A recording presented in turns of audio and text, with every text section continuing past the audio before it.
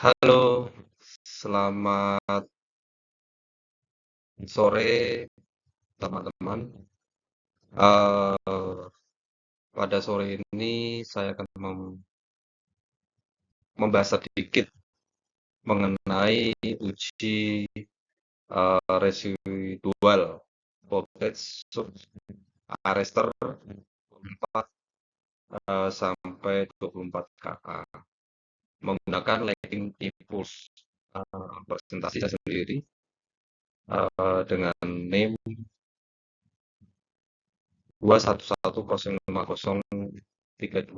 dari Fakultas Teknik Elektro Universitas Kahuripan Kediri.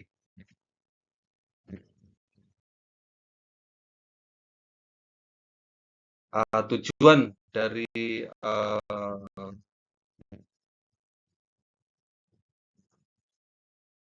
materi yang saya sampaikan itu suhu harus memiliki ketahanan terhadap tegangan lebih. Metode yang digunakan dalam penelitian ini adalah observasi dan pengujian, di mana surf arrestor memiliki ketahanan yang harus diperhatikan, di mana surf arrestor meledak hasilnya melebihi nilai standar pengujian. Sehingga grafik gelombang meledak digunakan memiliki bentuk yang tidak teratur. Setelah terbentuknya T2 itu waktu puncak gelombang. Namun, meledaknya surf arrestor dapat disebabkan beberapa faktor. Salah satunya yaitu besarnya partial discharge. Di sini sangat penting ya teman-teman untuk mengetahui betapa pentingnya nilai ketahanan terhadap tegangan lebih di sini. Kemudian dari dasar teori tersebut bahwa jaringan distribusi pada umumnya terdapat trafo distribusi yang dipasang pada tiang listrik, di mana tingginya letak trafo menjadi salah satu faktor membuat petir mudah menyambar dan merusak jaringan distribusi. Nah, kita bahas di sini mengenai jaringan distribusi itu sangat banyak ragamnya terkait dengan standar standar prosedurnya terkait dengan pemasangan tiang untuk trafo, di mana harus diperhatikan dari hal tersebut karena dengan petir itu dapat menyebabkan kerusakan fisik bangunan maupun kerusakan internal terhadap isi penghuni bangunan tersebut. Surf arrestor dirancang untuk melindungi perangkat sistem distribusi daya dari tegangan berlebih. Hasil dari pengujian ini dapat digunakan sebagai tolak ukur pemilihan surf arrestor. Dalam penelitian ini, surf arrestor akan diuji dengan lightning impulse. Nah, di mana untuk mengetahui perbandingan ketahanan masing-masing. Untuk material yang digunakan ini adalah MOSA. MOSA itu metal oxide surf arrestor yang merupakan bahan semikonduktor yang memiliki karakteristik non-linear. Artinya, hubungan tegangan dan arus tidak linear dan resistansi elemen bervariasi. Untuk mengetahui arrestor itu berfungsi baik atau enggak, itu dilakukan dengan pengujian residual voltage dengan lightning impulse residual voltage test. Itu alat yang digunakan. Di sini, alat yang digunakan untuk, pengetesan ini, menggunakan tes sistem, 100 kV, 50 kilojoule, ISC 100 sampai 500. Alat yang digunakan seperti ini standar untuk, pengujian, di mana, mesin ini memiliki 3 bagian. Yang pertama control dash, kemudian generator main body, dan charging rectifier. Nah, saya jelaskan terkait dengan control dash ini merupakan sebuah bentuk komputer yang dapat menghidupkan tegangan dan mematikan mesin di sini, ataupun mengatur tegangan yang akan diberikan pada saat pengujian.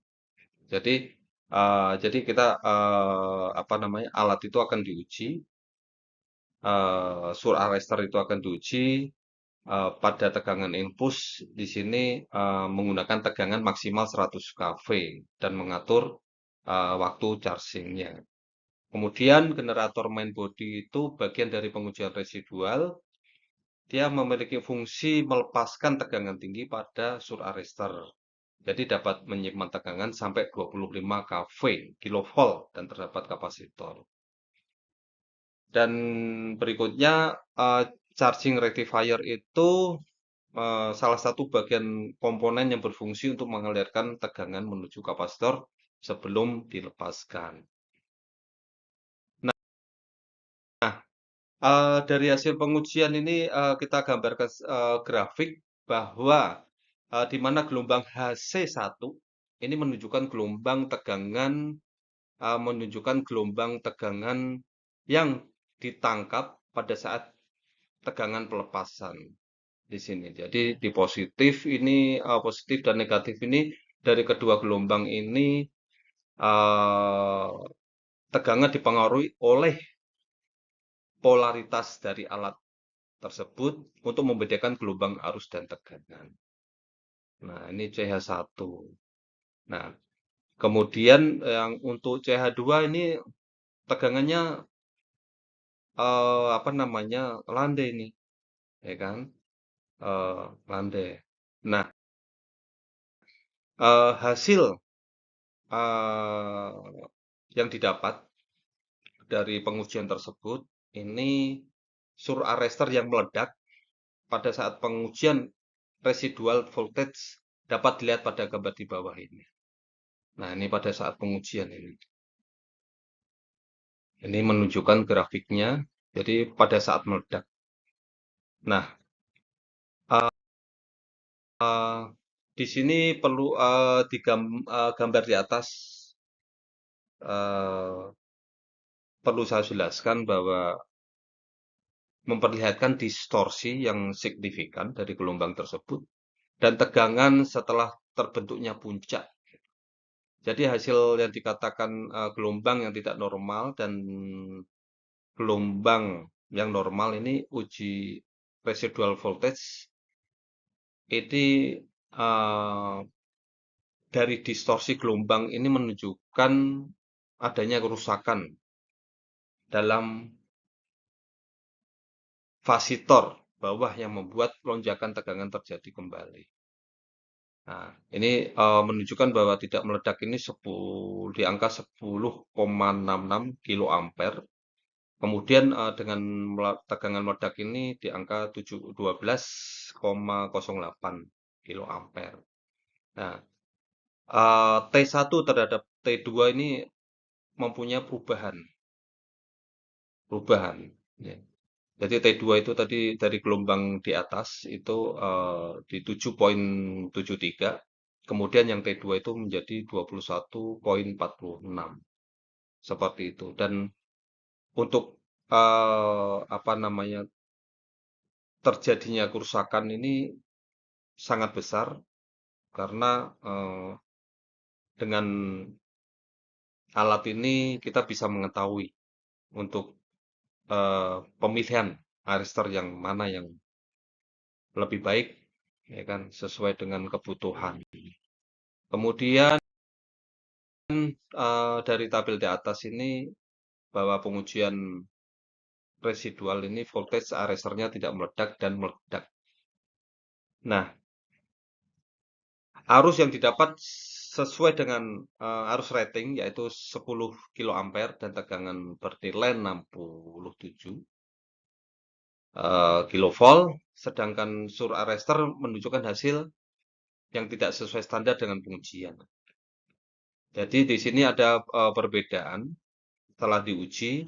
Ini T1 arrester meledak yaitu di 11,30 yang tadi saya sampaikan. Untuk selisihnya itu sebesar 2,3 US mikro S. Kemudian dengan standar hasil pengujian T2 ini selisihnya antara 2,08 ampere. Jadi nilai yang didapat sur arrester ini meledak lebih besar 0,208% dari standar pengujian. Kemudian meledaknya alat sistem proteksi ini dapat disebabkan oleh beberapa faktor, diantaranya. Yang pertama, besaran partial discharge ini terdapat dalam sur arrester untuk di mana terdapat percikan api dan listrik yang mengenai satu titik di isolator dan menciptakan suatu rongga. Kemudian faktor berikutnya ini tegangan uji dilepaskan melebihi nilai yang ditentukan dalam sistem. Dan yang ketiga nih varisator yang tidak bekerja menghantarkan tegangan residu menuju ground. Nah, selanjutnya untuk menjaga meledaknya sur arrester, kita kembali dapat lakukan beberapa berikut untuk kita antisipasi, yaitu yang pertama melakukan uji partial discharge sur arrester secara berkeseluruhan. Kemudian penggulungan discharge cup arrester dilakukan dengan teliti agar tidak terbentuk isolator paper dengan varisator. Yang ketiga, mempersiapkan impulse current system sebelum digunakan serta melakukan perawatan berkala untuk mencegah terjadinya error dalam sistem pengujian. Kemudian terakhir, ini kita harus mengecek mutu material secara keseluruhan. Jadi sur arrester itu kita harus cek benar-benar berkualitas yang terbaik agar terhindar dari kecacatan material. Ini sangat penting juga untuk mencegah terjadinya ledakan ya, ledakan sur arrester. Nah, dari hal tersebut di atas, maka saya simpulkan itu yang pertama, pengujian residual voltage mengimplementasikan tegangan tinggi yang dihasilkan petir. Kemudian dari kedua hasil pengujian sur arrester yang T meledak dan sur arrester yang tidak meledak memiliki perbedaan pada nilai T1 dan 2 dan arus. Hasil pengujiannya selisihnya 2,3 μS dan T2 berselisih 3,44 μS. Dan pada arus terdapat selisih 2,08 ampere. Yang ketiga, grafik gelombang yang terbentuk pada sur arrester meledak mengalami distorsi signifikan pada arus dan tegangan. Sehingga faktor yang lain mempengaruhi ledakan sur arrester pada pengujian residual voltage ini nilai parsial, yaitu nilai parsial discharge, kualitas mutu material, dan kinerja alat infus. Jadi di sini bahwa sangat penting terkait dengan sur arrester karena sur arrester itu dapat sebagai alat proteksi, ya, sebagai alat proteksi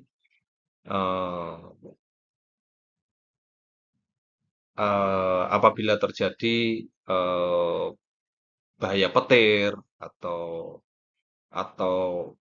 apa namanya partial discharge seperti itu. Demikian presentasi yang saya sampaikan. Mungkin ada eh, apa nih yang pertanyaan bisa japri ke saya dan nanti bisa saya jelaskan di eh, kemudian hari. Nah, demikian presentasi yang saya sampaikan. Terima kasih untuk semuanya, teman-teman. Eh, Bila ada kurang kata, eh, saya mohon maaf dan kita sama-sama belajar untuk mengetahui sejauh mana eh, survei arrester itu kita eh, kita teliti dan untuk pembelajaran buat kita semua. Terima kasih. Selamat sore.